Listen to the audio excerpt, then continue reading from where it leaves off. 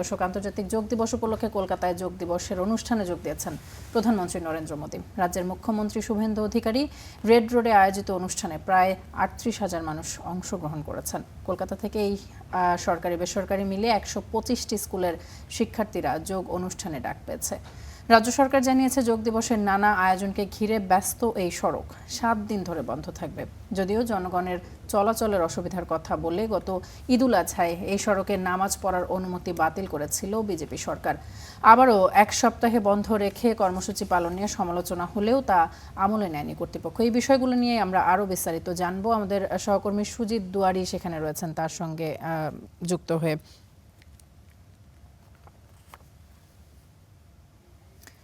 Sujit,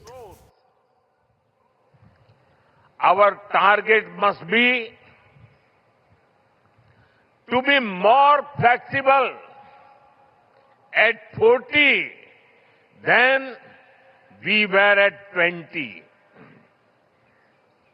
Our target must be to be more energetic at 50 than we were at 30. Our target must be to be more resistant to lifestyle disease at 70 than we were at 50. This is where yoga can help us. It helps us tune our bodies to be flexible. It keeps our energy. তামান্না, আপনাকে জানিয়ে রাখি যে এই মুহূর্তে সেই যোগার যে অনুষ্ঠান পর্ব সেটা কিন্তু চলছে এবং প্রধানমন্ত্রী নরেন্দ্র মোদী তিনি উপস্থিত রয়েছেন এখানে। শুভেন্দু অধিকারী সহ একাধিক মন্ত্রী তারা উপস্থিত রয়েছেন। ভিন রাজ্য থেকে মন্ত্রীরা তারাও কিন্তু এসছেন। আপনাকে জানিয়ে রাখি যে এই যে যোগার যে অনুষ্ঠান, সেই অনুষ্ঠানের কারণে কিন্তু রেড রোড ৭ দিন ধরে বন্ধ রয়েছে, কারণ সেখানে মঞ্চ বাঁধার কাজ, প্যান্ডেল বাঁধার কাজ রয়েছে, কার্পেট বেছানো হচ্ছে এবং এই যে বন্ধ থাকা সেটা কিন্তু আজকে সারাদিন চলবে এবং আজকের মধ্যে খুলে ফেলার যে নির্দেশ দেওয়া হচ্ছে পুলিশের তরফে, তাকে মান্যতা দেওয়া হবে এমনটাই রাজ্য সরকারের তরফে জানানো হয়েছিল। এবং আমি যদি পাশের রাস্তাটা দেখাই, আমি একটু দর্শকদের দেখানোর চেষ্টা করি। সেই পাশের রাস্তাটা বন্ধ রাখা হচ্ছে আপাতত, যেহেতু এখানে চলছে যোগার অনুষ্ঠান, সেহেতু কোনো রকম বিঘ্ন না হয় সে কারণেই কিন্তু এই যে পাশের রাস্তা কিন্তু পুরোপুরি বন্ধ করা হয়েছে। আর গণমাধ্যমের যারা কর্মী রয়েছে, ভারতীয় গণমাধ্যমের কর্মী, তারা কিন্তু বাইরে দাঁড়িয়ে রয়েছে। মূলত তাদেরকে ভেতরে আপাতত ঢুকতে দেওয়া হচ্ছে না, কারণ ওখানে ভারতীয় যে গণমাধ্যম রয়েছে দূরদর্শন, তারই ফিড কিন্তু চলবে, ওখানে দেওয়া হবে, তারাই তাদের ফিড দিয়েই কিন্তু চালাতে হবে। ইতিমধ্যে যারা অনেকে দেরি করে এসেছেন যোগার অনুষ্ঠানে, তারা কিন্তু বাইরে দাঁড়িয়ে রয়েছেন। গণমাধ্যমের কর্মীরা তারাও কিন্তু দাঁড়িয়ে রয়েছেন।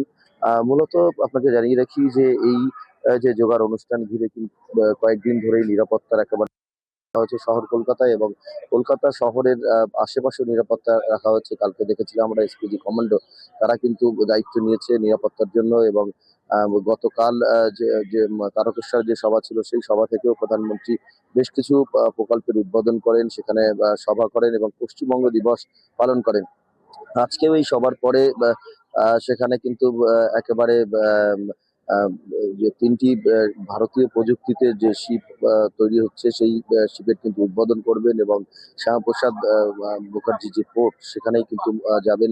৯টা ১৫ নাগাদ সময়সূচি রয়েছে প্রধানমন্ত্রী, তিনি সেখানে যাবেন এবং তার এই যে ভারতীয় প্রযুক্তিতে তৈরি যে নৌবাহিনীর যে জাহাজ, ৩টি জাহাজ, সেই জাহাজ উদ্বোধন করবেন আজকে এই কলকাতা থেকে।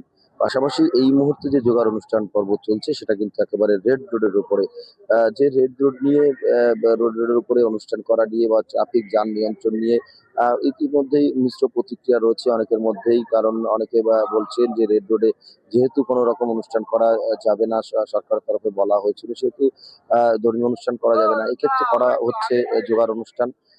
এক্ষেত্রে যুক্তি রয়েছে যেটা সরকারের, যোগার অনুষ্ঠান কিন্তু কোনো ধর্মের বিষয় নয়, এটা সব ধর্মের মানুষ এখানে অংশগ্রহণ করতে পারে। সুতরাং আমরা দেখেছিলাম গীতা পাঠের যে অনুষ্ঠান, সেটাও কিন্তু করা হচ্ছিল ময়দানে, এবং কয়েকদিন আগে ঈদের নামাজ সেটাও কিন্তু ময়দানে করা হয়েছে।